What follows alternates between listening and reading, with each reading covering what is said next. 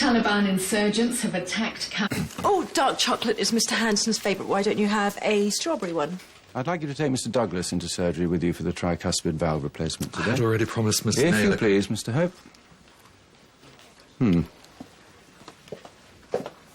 Just like old times. Is it? I go around ingratiating myself with sugar and smiles, and you make everyone nervous with your bacon slicer stare. Is everyone nervous? You'd be losing your touch if they weren't. Well, I'm very pleased to have you on the team. And I'm ecstatic to be here. It's not an easy job market out there. I'm sure it isn't. Especially for a woman who's decided to clutter her career path with children and a husband. So you still do that thing where you walk away quickly and the doctors have to race to catch up? Time is money. What we're experiencing in the NHS is a perfect storm of budget cuts, efficiencies and redundancies. We've walked into a maelstrom. But cuts don't mean there are no opportunities, quite the opposite. As the team is reduced, it gets richer, like a gravy or a jus. Registrars will find themselves in the position of facing greater opportunities, able to perform more challenging procedures. That sounds exciting. And eventually from these registrars I will need to select a new consultant. I haven't had a chance to thank you for speaking to Human Resources on my behalf, for allowing the flexi time. Can you believe these two are planning to sail to Cape Town from the Isle of Wight? Good luck to them. Now, this is Mr. Livingston. And Mrs. Livingston, this is Miss Shah. Tell me, what size is your boat, Mr. Livingston? 35 foot. A Moody. Happy with that?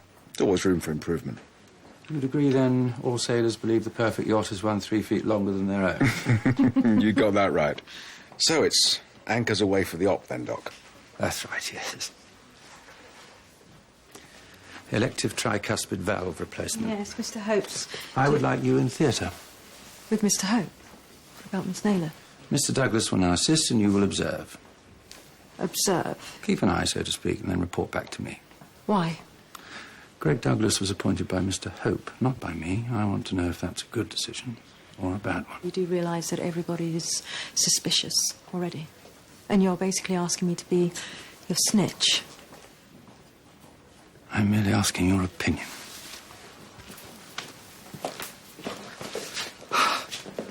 I've just been stung by a bee. There's lots of dead ones on the...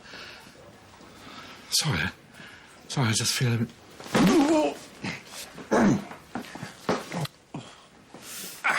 There. You know, the bee's a remarkable creature. Even after it's flown away and died, a barb holds the sting in place in order to pump the last drop of venom into the victim. My eye's closing up. We need to get him a cold compress and make sure he has enough fluids. Do you have a history of allergic reaction to bee stings, Mr. Hope? You know, I can't remember when I was last stung. The swelling's quite acute. Isn't that awful? I don't know when I was last stung. Well, it's not something one notes in one's diary, is it? What about my list? So you won't be operating on anyone today, Mr. Hope. What about Guy Livingston? I'm scheduled to do a valve replacement in about an hour.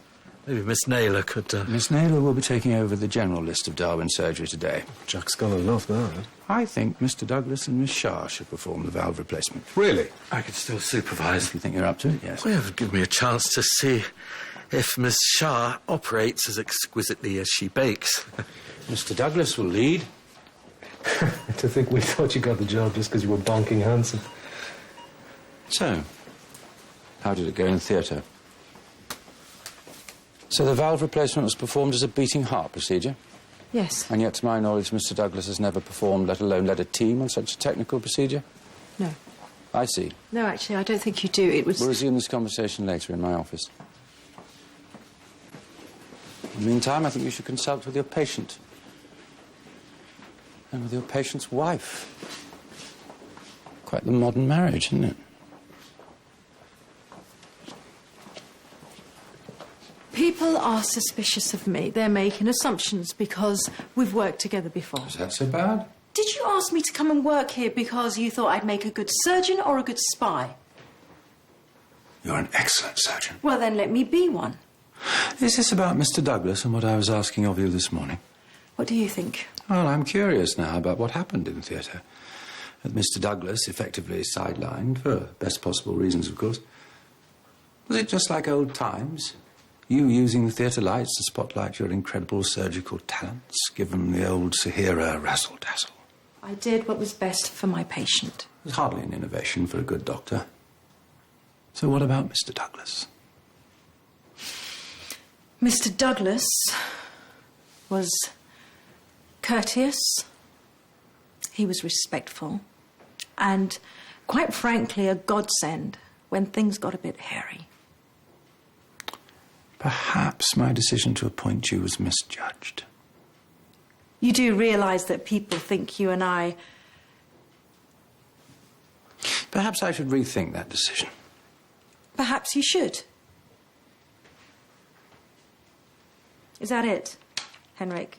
You're going to do the silent please close the door on your way out routine?